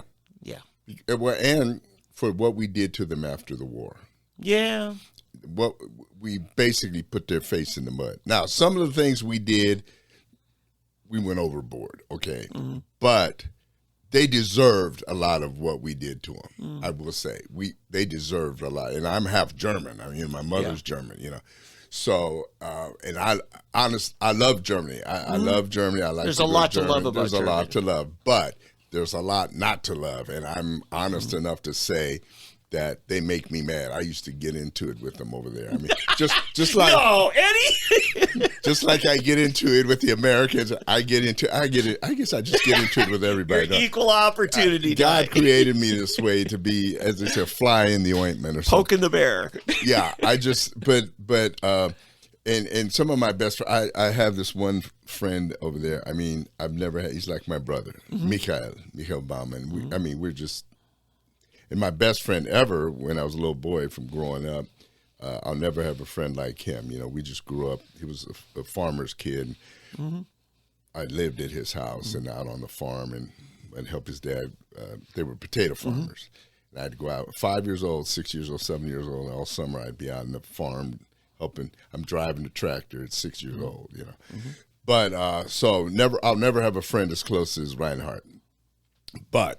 And Reinhard, his older brothers are the ones who protected me. They were like my big brothers. That's such a German name, Reinhard. Black kid, little black kid running around. And I have some little other German older kids thought it was fun to call me nigger and make fun. And his brothers caught him and man, threatened them with their lives. Mm-hmm. So I never had any more problems. There you go. Yeah, I was untouchable. His brothers were like, 14 years, a lot older. And so I became untouchable in that town, Yeah. And that's how, it's funny how God, even at that age, always had angels, human and supernatural, protecting me. But so what I'm saying is that while there are wonderful Germans, I don't want to just carte blanche everybody. Yeah. There are good Democrats. There are Democrats. I really have a lot. To me, one of the greatest presidents that I will always respect and I still have high regard for is Harry Truman. I think Harry Truman is one of the greatest presidents that we've ever had. And nobody even knows anything about him, hardly. Yeah. He's from right up the street, right up the highway. Kansas City area. Yeah, right up the highway. Mm-hmm. But to me, Roosevelt gets a lot of credit. Ike gets a lot of credit. Harry was right in between. Harry did so much for our country. If you think about it. Oh, that was a turbulent era. The atomic bomb. Yes. He integrated the Army. Did you know that? Harry Truman. Yeah, right after World War II. He did all kinds of things that. Well, that's what led to your dad having more opportunities, right? I guess. I don't know. I hate to give all of that. What I'm saying, the opportunity. There's more to it. Yeah, as far as personal opportunities, because, you take Benjamin O. Davis, the Tuskegee Airmen. Yeah. People made opportunities for themselves. Right. But what I'm saying, as a race, as a people, period, things started happening under Truman. I'm just saying that and then your dad before that would have had to stay in a segregated black unit. Right. And because of this, the whole army was open. But let me tell you this, they were happy. That's a good point. Yeah. That was one happy unit. Yeah, anytime you force integration it's going to be a challenge. Right. It's not to say it's not worth doing, but it will be a challenge. But it went pretty smoothly. Yeah. It wasn't, I mean, if you think about it, it really, but anyway, getting back to everything and getting back to the German Stolz or the pride, and what I'm really trying to get at is this, because, man, we usually chase our rabbits at the beginning of the show. This time we're ending it with our rabbits. But what I was really getting at is the fact of communists and Nazis going underground. For many years after World War II, the Nazis disappeared, right? Mm-hmm. Argentina, a lot of them, we believe in Argentina, Venezuela, South America, pretty much, right? Yeah. A lot of them just went to Austria because nobody cared about Austria, so they're hanging out in Eastern Europe and Austria. And so communists, they're still around, people. Oh, yeah. But we welcome them with open arms, it seems. And we have got tons of them that have infiltrated mainly, I'd say, our educational system and I believe our military. Yeah. I believe our Pentagon is rife with communists. Yeah. And they try to keep it low key, but they still believe that that's the right system. Well, yeah. In fact, after the fall of communism in 91, 92, some things started coming out and found out that the communists, when they'd come to America and they'd try to infiltrate in the community, they would recruit librarians. And those librarians were their sleepers. They were the eyes and ears. They didn't act on their behalf, but they made sure word got back. Yeah, so it's an interesting thing. That is interesting. Librarians, wow, who knew? But yeah, I mean that's very interesting. And so this is where we are. And what's happened now, we've had our military and there's the other thing, the homosexual community. Mm-hmm. Talk about infiltration. Mm-hmm. If you think about it, they have been very smart. They have infiltrated the military. But where they have infiltrated not just the military, but every level of society. Oh, entertainment. But in strategic areas. Human resources. Yes, you got that. Human resources. Because that's the key to open the door to. That's the Trojan horse. Hiring, firing, promoting, all of that. They pretty much own that. Yeah. Military intelligence. Oh. Military intelligence. Oh, Bradley Manning. They know the secrets. They have the secrets on all of these generals. Yeah. Who they're sleeping with. Mm-hmm. Who they're having affairs with. They've got all the scoop on all these people that they can blackmail you with and use stuff with. And, you play ball or else. Yep. All these things. See, this is stuff that we never think about, people. Yeah. This is the stuff that Eddie Huff thinks about at night before he goes to sleep. Yeah. I'm serious. My active mind, this is the stuff I'm thinking about. It's just weird. It pops up into my mind. I think of all these. I'm following all these trails and thinking about this. I don't just sit there and think about Batman and Robin.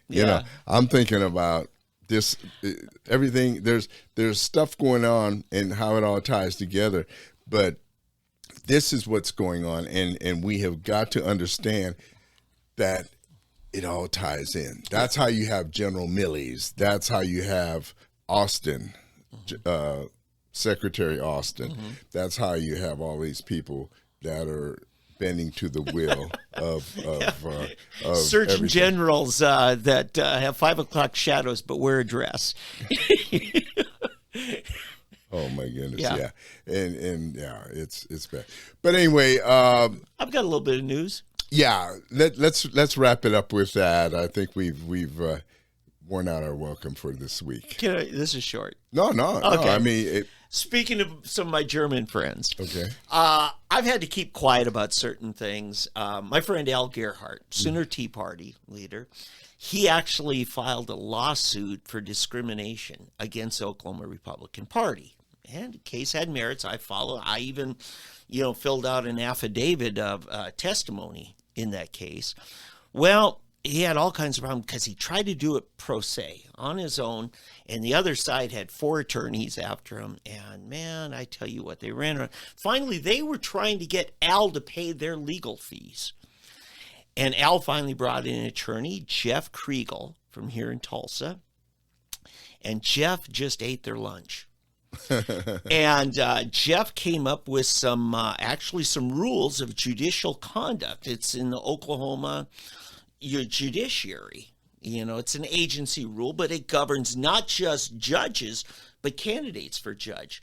You know, we had a judge withdraw this week on Monday, which basically meant that of the 2 judge races that were going to be on the November ballot, one of them's already decided. And the one who pulled out was Kyle Alderson. Kyle was one of those judges who was picking on Al. And come to find out, when you're a candidate for judgeship, there are some cases you can't take. And if you do, you're violating ethics rules for judges. So I just, wrote a story on Monday about, this fella just dropped out. But another person, one of my blogger partners, Tulsa Devil's Advocate, it's under a pen name, he literally wrote, he says, Sooner Tea Party ousts judicial candidate Kyle Alderson. So there's a lot more going to happen. Al called me from an airport telling me, I got to tell you this. I said, can I finally write something? And so anyway, if you're wondering what happened with this fella's got bar complaints against him, and he may never be able to run for judge again. Wow. So anyway, I want to congratulate, and it just helps explain when you see something happen, when somebody just mysteriously drops out, there's usually something heavy underneath it. Now, one of these judges didn't happen to be the guy in western Oklahoma that we talked about several weeks ago. Oh, that's an Oklahoma City judge as well. Now, this case was in Oklahoma City under a different judge. But yes, that was Tim Henderson, I believe is his name. And, that's one that people I've talked to said David Prater, the DA over there, the Democrat, has been pimping his female assistant prosecutors. Pimping? Yeah, that's the term they used. And knew about this all along. And did nothing because he was playing this judge and getting what he wants, including Holtzclaw. Got almost 300 years railroading. Remember, Michelle Malkin was calling in every week talking to Pat Campbell about that injustice. And Prater never did anything about it until Governor Stitt called on the OSBI to investigate that judge. And then David Prater says, oh, yeah, we got to look into this. And now David Prater, with all this evidence against this judge, and they've already had to redo several cases, including, drug distribution cases, drug pushers and that, all getting their convictions overthrown. And David Prater decided, I'm not going to charge this judge with anything. And you know why? I think it's because he'll break the news on David Prater. And so there's good news going on there, and our friend Kevin Calvi won that race against David Prater's assistant was running against Kevin. But in last week's primary, Kevin Calvi won 60-40. So there's some news happening there, and I think you're about to see, especially when Kevin Calvi becomes the next DA over there, you're going to see a lot of things being investigated. And get ready. Come January, February, March, you're going to see some real cleaning up going on. Because Prater's been corrupt, and everybody's known it. Wow. Is that going to affect Epic anyway? Yes. And listen, Kevin Calvi has been a supporter of Epic, of what they're doing when he's in the legislature. He's about school choice. So should Cindy Byrd be worried? I would say so. Because, Cindy Byrd has been pushing narratives. Well, Cindy Byrd even attacked Kevin Calvi, but there was a nothing burger thing, and she gave it to Prater, and then Prater announced Kevin Calvi is now under investigation by OSBI. And that's why Kevin did, right before the election, that press conference right there in the front doors of the district attorney's office. Right. Yeah, so I'm just saying, get ready. When Kevin Calvi gets elected, we're going to uncover some things. I'm going to start buying my popcorn now. Yes. So there's a lot going on. And yes, Oklahoma has always had corruption and still does. Oh, and we need to clean it up. Hey, by the way, OSU Cowboys started their season last night. Wow. We'll finish with that. I thought it was going to be one of those 75-something games, and then all of a sudden it slowed down. But they could have they could have won by more. But as you said, they slowed down. Yeah, they did. And they sped it back up a little bit. This is the same Central Michigan that upset them. Well, yeah, but it was a bad call. Right, I know. It was a bad call. But they played them close enough that Central Michigan ended up winning on a bad call. Yeah, but they should have still never lost that game. I know. They shouldn't have lost that game. Right. I was upset. I have a good memory. Those things. It was bad. It was horrendous. I also watched the game of the night, the game of the week probably, I thought, was Pittsburgh. Pitt, West Virginia. Yeah, that was a good. I wish I could. I was torn because I like Keaton Slovitz. I don't know if you know who he was. The Southern Cal quarterback. Oh, the transferred. Yeah, and then the Georgia quarterback transferred to West Virginia. Oh, yeah. And I like Keaton Slovis, so I wanted him to do really well, which he did. Mm-hmm. But I wanted West Virginia to win because they're Big 12. Big 12. Yes, yeah. And so, unfortunately, Pitt did too well that last interception. Yeah. Well, and it wasn't the quarterbacks. The quarterback's from Georgia. He transferred from Georgia. Mm-hmm. But ball went right through the receiver's hand. He caught a couple, really, he'd been doing well. Yeah. But then just let it go right between his hands and interception, pick six, or it would have been tied. It was a good game, though. It was a really, really good game. Yeah, and, those are two good programs. It's not a bad loss. No. It's, Yeah, and it's not a conference loss. So West Virginia hopefully does well in it. But anytime it's Big 12, and, the good news is ACC, not SEC. Yeah. So anytime we play SEC, I don't care who's the quarterback, who it is, I want us to win there because I can't stand the SEC. Yeah, but now OU's, these first three games, they're usually, setup games where you pretty much know it's going to be. Listen, I'm an OU fan, but I just don't like the way they always, I think, overhype OU. Mm-hmm. They've already here's what bugs me. They've got OU already up in the top four. I thought they were number 9. Okay. I thought they were higher. It depends which poll, but you've got OSU down. What, 13?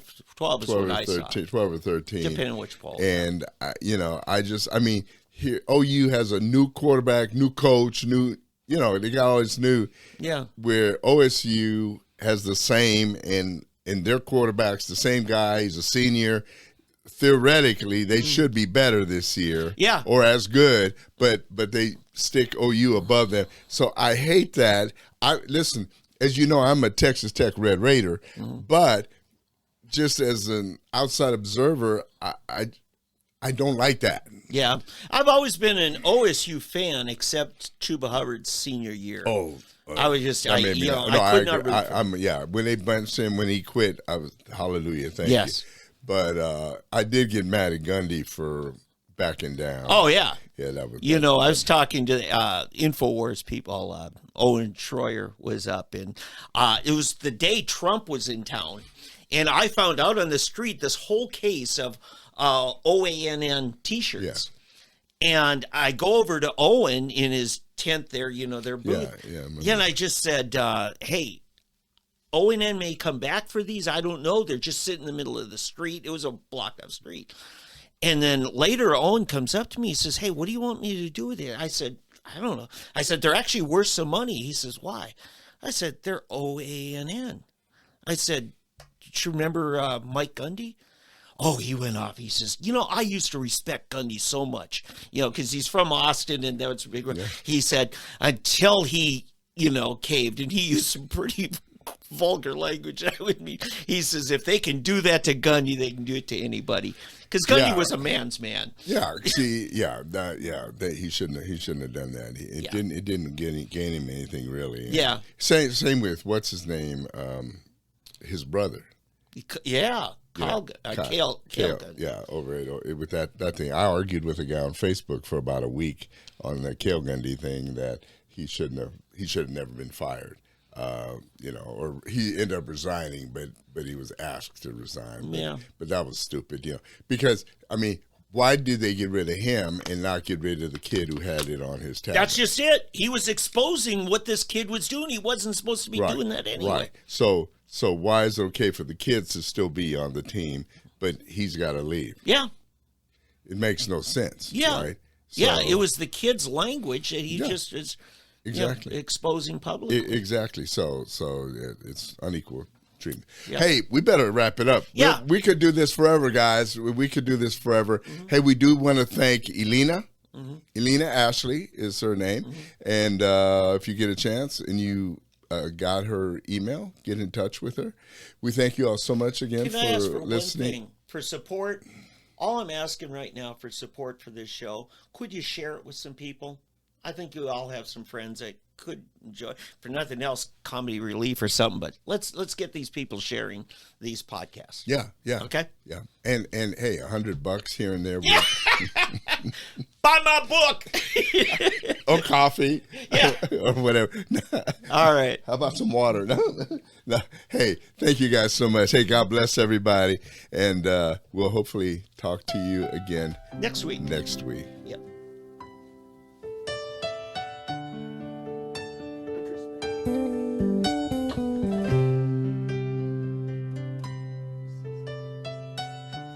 Oh, that's right. That's what it is. Yeah. I didn't recognize. Cool. All righty.